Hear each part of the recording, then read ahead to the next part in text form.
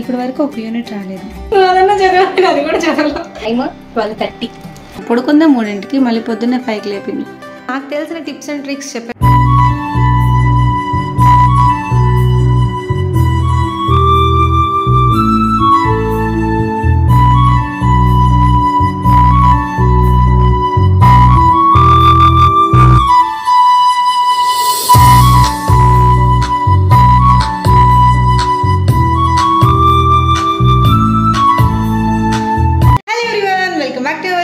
కావ్య మీ ఇంటి తెలుగు అమ్మాయి. నా పేరు కావ్య.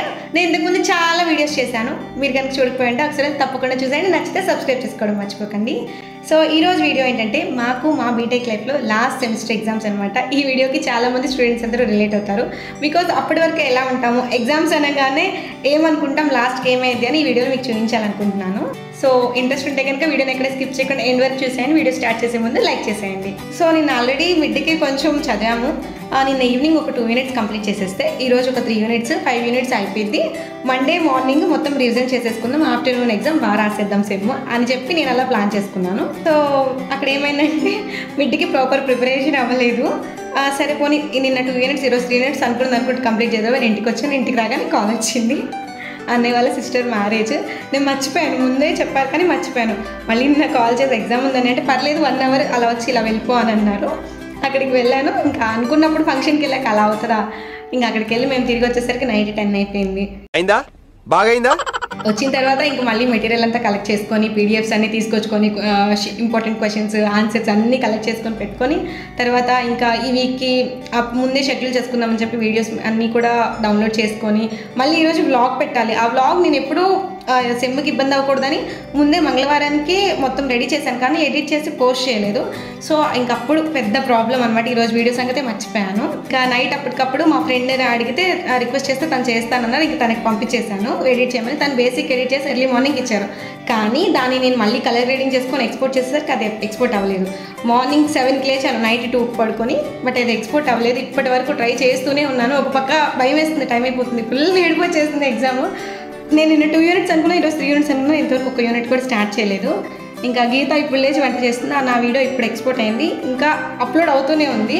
ఇంకా మీన్వైల్ టైం వేస్ట్ అయినా కానీ అప్లోడ్ అయ్యే టైంలో నేను రెడీ అయిపోయాను. ఇక్కడ ఉంటే చదవడం అవ్వట్లేదని ఇంకా మా ఫ్రెండ్ వాళ్ళు తెలుసు కదా మీ అందరికీ, రేణు అని, వాళ్ళ ఇల్లు పక్కనే కదా, తన దగ్గరికి వెళ్ళి ఇద్దరం కలిసి చదువుకుందామని అనుకున్నాము.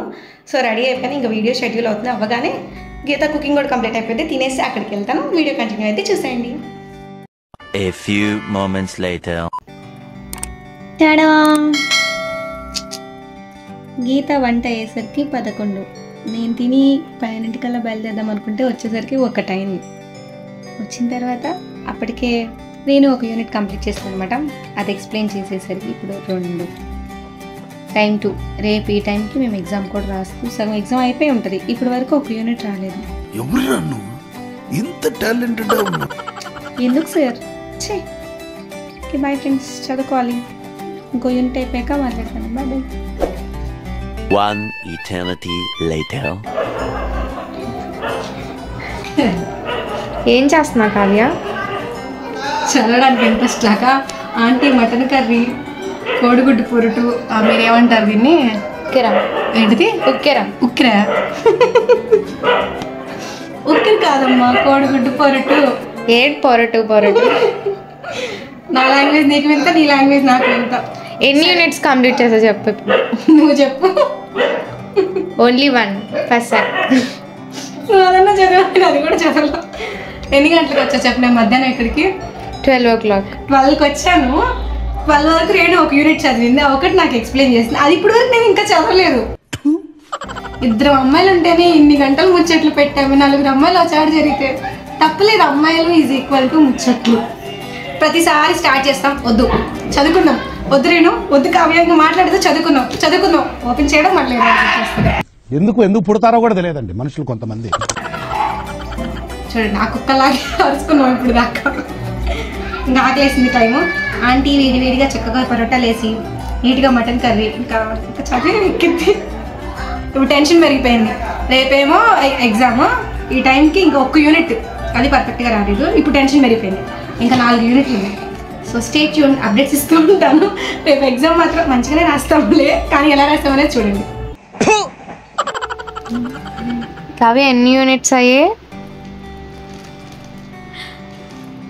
ఎన్నైనాయా? 12:30 చెప్తా. స్టోరీ స్టోరీ ఏంటంటే యాక్చువల్ ప్లాన్ ఏంటి, మధ్యాహ్నం ఇంటి దగ్గర బయలుదేరేటప్పుడు నేనేమనుకొని వచ్చాను, అప్పటికి రేణు ఒక యూనిట్ చదివేసింది కదా, అది తను నాకు ఎక్స్ప్లెయిన్ చేసింది. మిగతా 4 యూనిట్స్ నేను 2 చదివి తనకి ఎక్స్ప్లెయిన్ చేద్దాం, తను 2 చదివి నాకు ఎక్స్ప్లెయిన్ చేసి 5 యూనిట్స్ కంప్లీట్ చేసుకొని 4 hours టైం ఉంది. 12 to 4 కదా, 4 hours లో 4 యూనిట్స్ కంప్లీట్ చేసి ఎక్స్ప్లెయిన్ చేస్తాం. 5 కల్లా ఇంటికి వెళ్ళిపోదాము. బట్ అన్నింటిని రివైజ్ చేద్దాము. నైట్ కల్లా పడుకుందాం. రేపు ఇంకొకసారి రివైజ్ చేసుకుంటే ఎగ్జామ్ ఎరగ తీసేయచ్చాను. కానీ మనం ఇక్కడికి వచ్చి 12ంటికి మొదలుపెట్టింది 2ంటికి. అప్పుడు నాకు ఎక్స్ప్లెయిన్ చేయడం అంతా అయిపోయేసరికి 2:30 అయింది అనమాట. 2:30కి స్టార్ట్ చేసి ఇందాక లంచ్ టైం వరకు ఆ యూనిట్ దగ్గరే ఉంది. ముందుకెళ్ళాల ఇందా చెప్పా కదా, అలా కబుర్లు ఆడుకుంటూ.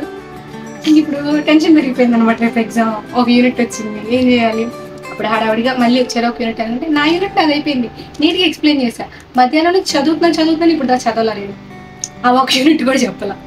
ఇప్పుడు 2.5 యూనిట్ అన్న చెప్పేవారేమో చెప్తాను యాక్టింగ్ చేసావు. సరే 1/2 యూనిట్ వేసుకున్నాం. 2.5 అయినాయి, ఇంకా 2.5 ఉంది. టైం ఎంత ఇప్పుడు? టైమ్ 12:30. రేపు మధ్యాహ్నం 12:30కి ఎగ్జామ్. కరెక్ట్గా 12 hours టైం ఉంది. 12 hours లో మినిమం 4 hours అన్నా నిద్రపోవాలిగా. 4 hours పొద్దున్న నుంచి సొల్లు కబుర్లు, అదే వచ్చేట్లా ఆడకపోతే చదువుకోనండి పడి రివిజన్ కూడా అయిపోతుంది. మేమే వెళ్ళానా, మీరు కూడా అంతేనా? చదువుతాం అంటే రేణుకి ఇంట్రెస్ట్ రావట్లేదంట. సపోజ్ రేణుకైనా నాకు కూడా రావట్లా. 5ంటికి ఇంటికి వెళ్ళాల్సిందని ఏడుకొచ్చి ఫుడ్ బెడ్ అన్నీ ఏడే అయిపోయినాయి. మా చెల్లి ఉంది, ప్రియమైన చెల్లి, అక్క వెళ్ళింది చదువుకోవడానికి, ఇంకా ఇంటికి కూడా రాలేదని ఫోన్ కూడా చేయలేదండి. నేనైతే మా చెల్లి అంతే వదిలేస్తాను ఏంటో. ఇంక ఇప్పటికైతే 12:30 అయిన టైము, 2.5 యూనిట్స్ అయినాయి. మరి ఇంకెన్ని చదువుతాం, ఎప్పుడు నిద్రపోతాం, అసలు ఇప్పుడే నిద్ర అవుతుంది అంటారు రెండో మాత. పడుకొని పొద్దున్న 3ంటికి లేచి చదివిద్దంట. నాకు నమ్మకాలు లేవు. సో ఇంకా రేపు మార్నింగ్ ఇంకా ఎగ్జామ్కి వెళ్ళేటప్పుడు మీకు రిమైనింగ్ అప్డేట్ ఇస్తాను అనమాట. ఎగ్జామ్ రాసి వచ్చాక అసలు అప్డేట్లు వస్తాయి. క్వశ్చన్ పేపర్ కూడా పెట్టి. Stay tuned. The next day. Tada, good morning friends. ఎన్నింటికి లేచాం నేను? 5:30, 5:45, 6. ఇప్పుడు 6 అయింది. లేచి అరగంట అయింది. టైం కనిపిస్తుందా?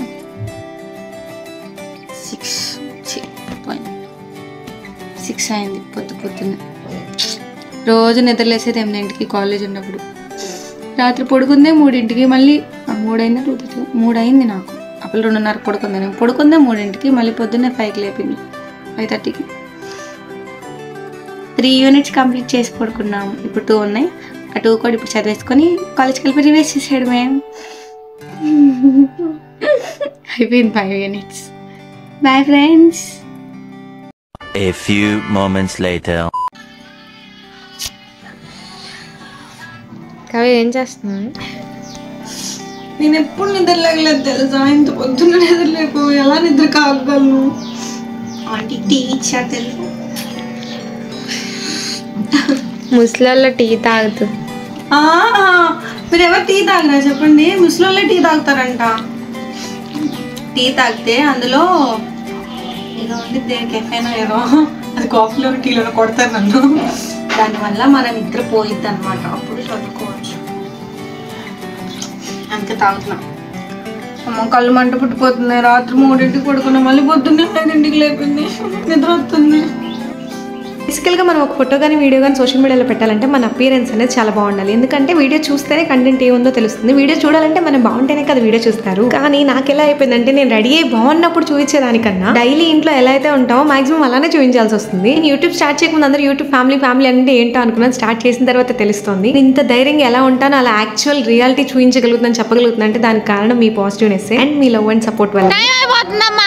వాయిస్ ఎవరిదో గుర్తుపెట్టారా? అవునండి, మీ గీత. అదే రియా ఎక్కడ అని అడిగినట్టు కామెంట్స్ లో గీత ఎక్కడ అని అడుగుతున్నారు. ఒక వారానికి 7 రోజుల్లో 6 రోజులు మేము గొడవలు పడి మూతిని 30 వంకలు తిప్పడానికి సరిపోయింది. ఆ మిగిలిన ఒక్క రోజుల్లో తన మూడు బాగుంటేనో నా బలవంతం మీదనో తన ఇంట్రెస్ట్ ని బట్టి వీడియోలో అప్పుడప్పుడు అలా మెరుపు తెగలా కనిపించి వెళ్ళిపోతుంది. అయినా లేట్ అయిపోతుందమ్మా అంటే ఎంత లేట్ అయినా సరే దేవుడి దగ్గరికి వెళ్ళకుండా మనం ఎగ్జామ్ రాసామే అనుకో, కర్మకాలి ఏ రీజన్ వల్ల నేను ఎగ్జామ్ అయిపోయిన గుడికి వెళ్ళకపోవడం వల్లే బాగా రాలేదని ఫీల్ అయ్యారు అక్కని. గుడికి వెళ్ళినంత మాత్రమే మరి బాగా రాసేస్తావా అక్క అంటే ఏమోనండి తెలీదు, అలా అలవాటు అయిపోయింది. అదొక పాజిటివ్నెస్ అంతే. ఇన్ కేస్ గుడికి వెళ్ళినా బాగా రాయలేదు అనుకోండి, వెళ్ళడం వల్లే ఆ మాత్రమే బాగా రాశాను అని ఫీల్ అయ్యే రకాన్ని. సో ఇంకా మనం టాపిక్ లోకి వచ్చేస్తే, ఈ వీడియో స్టార్ట్ చేసినప్పుడు నాకు తెలియదు పేపర్ ఎలా వచ్చింది, ఎగ్జామ్ ఎలా రాస్తాను అని. కానీ నిజం చెప్పాలంటే అన్ని ఎగ్జామ్స్ కన్నా కూడా ఈ ఎగ్జామే బాగా రాశాను. సో నాకు తెలిసిన టిప్స్ అండ్ ట్రిక్స్ చెప్పే ముందు షార్ట్ అండ్ స్వీట్ గా ఒక నిమిషంలో నా జీవిత చరిత్ర మొత్తాన్ని చెప్పేస్తాను, వినండి. ఫాస్ట్ గా చెప్పేస్తాను, జాగ్రత్తగా వినేయండి. చిన్నప్పుడు నేను బడికి వెళ్ళేటప్పుడు సారీ వాష్ గా ఉండాలి కదా, ఓకే, స్కూల్కి వెళ్ళేటప్పుడు నా 1 to 5th క్లాస్ మా పల్లెటూరులోనే హై స్కూల్ కాబట్టి అక్కడ మనమే తోపు అనమాట. అక్కడ టాప్ అని కాబట్టి మా సార్ వాళ్ళు మా రిలేటివ్స్ అందరు కలిసి నవోదయ ఎగ్జామ్ రాయించారు. నవోదయ సీట్ వచ్చి 6th క్లాస్ లో జాయిన్ అయిన తర్వాత మా క్లాస్ లో 80 మెంబర్స్ ఉంటే 80 మెంబర్స్ కూడా వాళ్ళ ఊర్లో వాళ్ళ స్కూల్ కి వాళ్ళు తోపులే. సో అప్పుడు దాకా ఎస్ఎస్సీ చదివి సడన్ గా CBSE షిఫ్ట్ అయ్యాం. ఇంకా అలా 10th వరకు CBSE అబోవ్ ఎవరేజ్ మెయింటైన్ చేస్తే 85% 10th కంప్లీట్ చేసి బయటకు వచ్చాను. అండ్ దెన్ మనం ఎంటర్ చదవలేదు అనమాట. ఎంటర్ చదవకుండా మరి బీటెక్ ఎలా చేస్తున్నాం అక్క అంటే డిప్లొమా ద్వారా వచ్చాను. CBSE నుంచి స్టేట్ కి వచ్చిన తర్వాత ఇంకెలా ఉంటుందో తెలుసు కదా. CBSE చదివిన వాళ్ళకి SSC చాలా ఈజీగా ఉంటుంది. సో డిప్లొమా మొత్తం ఆడుకున్నంత ఈజీగా 90% తో బయటకు వచ్చేసాను. ఇప్పుడు బీటెక్ గురించి చెప్పాలి. ఇంకా దీని గురించి చెప్పాలంటే నేను వేసిన వేషాలు, చేసిన ఎక్స్పెరిమెంట్లు, దూల పనులు, చిలిపి చేష్టలు, ఇంత విచిత్రాలన్నీ నా జర్నీలోనే ఉన్నాయి. సో అవన్నీ 1 minute లో చెప్పలేను కాబట్టి as usual every BTech student లానే నా జర్నీ కూడా అవుతూ ఉంది. 1 day కాదు కదా, 1 night బిఫోర్ చదివిన టిల్ నౌ నా ఓవరాల్ బీటెక్ 80% తో ఉన్నాను. మీ అందరికి టిప్స్ అండ్ ట్రిక్స్ చెప్తాను. నా సోదంతా ఎందుకు చెప్పాను అంటే, మీకు చెప్పినప్పుడు తీసుకునే వాళ్ళకన్నా తిరిగి కామెంట్ చేసే వాళ్ళు ఎక్కువ మంది ఉంటారు. మాకు చెప్పే ముందు నీకు తెలిస్తే నువ్వే చదువుకోవచ్చుగా, అసలు నీకెంత వచ్చినాయి చెప్పు అంటారు కదా. గాంధీ గారు చెప్పినట్టుగా మనం ఫాలో అయ్యి చెప్పాలి కాబట్టి నా జర్నీలో నేను ఫాలో అయిన టిప్స్ అండ్ ట్రిక్స్ నాకు తెలిసి మీతో షేర్ చేసుకుంటాను. ఇక్కడ కాలేజ్ నుంచి వచ్చిన తర్వాత గీత అడుగుతుంది అనమాట, ఎగ్జామ్ ఎలా రాసావు అంటే బాగా రాశాను అని చెప్పి దాని గురించి చెప్తున్నాను. మీకు కూడా చెప్పడం మర్చిపోయాను. ఫైనల్ నేనైతే ఎగ్జామ్ సూపర్ అంటే సూపర్ చాలా బాగా రాశాను. చెప్పాలంటే ఇప్పటి వరకు రాసిన అన్ని ఎగ్జామ్స్ లో ఇదే బాగా రాశాను. గీతకి ఎక్స్ప్లెయిన్ చేస్తున్నాను అనమాట ఎలా చదివాను, ఎగ్జామ్ ఇప్పుడు ఎలా వచ్చింది, ఎలా రాశాను అని. నాకైతే ఎగ్జామ్ అప్పుడు చాలా ఈజీగా వచ్చినట్టు అనిపించింది. మేబీ బాగా చదవడం వల్లేమో, చదివిన వాటిలో నుంచి వచ్చినాయి కాబట్టి బాగా వచ్చింది అనిపించింది. అదేంటి ఎప్పుడు అంత బాగా చదవా అంటే, ఎప్పుడు చదివేదానికన్నా ఇంకొంచెం ఎక్కువ శ్రద్ధ పెట్టి చదివాను. దానికి రీజన్ ఏంటంటే ఈసారి మనకి యూట్యూబ్ అనేది ఒకటి ఉంది కదా. ఎందుకు అంటే ఇప్పుడు కనుక నాకు ఏ రీజన్ తో మార్క్స్ తగ్గినా సరే నా యూట్యూబ్ వల్లే మార్క్స్ తగ్గాయి అంటారు. ప్రతిసారి కన్నా ఎక్కువ రాకపోయిన పర్లేదు, తక్కువ మాత్రం రాకూడదని ఆ భయంతోనే చదివాను. నేను మీకు ఈ మాట అంతకు ముందు కూడా చెప్పాను, చదువు అనే ఏరియాలో మనం కనుక బాగుంటే, బాగా చదువుతుంటే మనం ఏది చేసినా కూడా కరెక్టే అంటారు. ఇన్ కేస్ మనం అందులోనే కనుక బాగా లేవు అంటే, బాగా చదవట్లేదు అంటే మనం ఏది చేసినా కూడా తప్పు అంటారు. మనం ఎందులో అయినా ఏ ఏరియాలో ఎంత పెద్ద తోపు అయినా సరే, చదువు రాక చదవలేక ఈ పనులన్నీ చేస్తుంది, చేత కాదు, చదవలేదు, చదువే రాదు, ఇంక ఇవన్నీ ఏంటి వేస్ట్, ఇలా చాలా తక్కువ చేసి చులకనగా చూస్తారు, తక్కువ చేసి మాట్లాడతారు. ఒకరితో మనకు అవసరం లేదంటే వెళ్ళని గుడ్, కానీ మనం ఉండే సొసైటీలో మనం పట్టించుకోకపోయినా మన ఫ్యామిలీ ఖచ్చితంగా పట్టించుకుంటారు. మన గురించి కంటే కూడా నలుగురు ఏమనుకుంటారో అని ఆలోచించే రోజులు. సో మనకి ప్రాపర్ రెస్పెక్ట్ ఉండాలంటే ఖచ్చితంగా స్టడీస్ అనేది చాలా ముఖ్యం. సో అందుకే నేను ఎప్పుడు కూడా ఫస్ట్ ప్రియారిటీ స్టడీస్ కే ఇస్తాను. సో కామెంట్స్ పెట్టే వాళ్ళు కూడా కొంచెం వీడియో ఎండ్ వరకు చూసిన తర్వాత కామెంట్ చేయండి. ఆల్రెడీ కామెంట్ పెట్టి వెళ్ళిపోయే వాళ్ళు ఉంటారు, ఎగ్జామ్స్ అన్నా మనకి వీడియోస్ అవసరమా అని. సో అందుకే నా జూనియర్స్ ఎక్కువ మంది నా వీడియోస్ చూస్తున్నారు కాబట్టి వాళ్ళ కోసం చెప్తున్నాను, ఫస్ట్ ప్రియారిటీ స్టడీకే ఇవ్వండి. స్టడీస్ తర్వాతే ఏదైనా ప్యాషన్ అయినా, ఇంట్రెస్ట్ అయినా, వేరే ఏదైనా మనం ఇందులో బాగుంటే మనం ఏది చేసినా అప్రిషియేట్ చేస్తారు, సపోర్ట్ చేస్తారు. ఓకే మన టాపిక్ ఎక్కడికో వెళ్ళిపోతుంది. టిప్స్ ఏంటంటే, ఇంట్రెస్ట్ లేనప్పుడు, ఇష్టం లేనప్పుడు మనం ఎంతసేపు కూర్చొని ఎలా చదివినా సరే అది బుర్రకెక్కదు.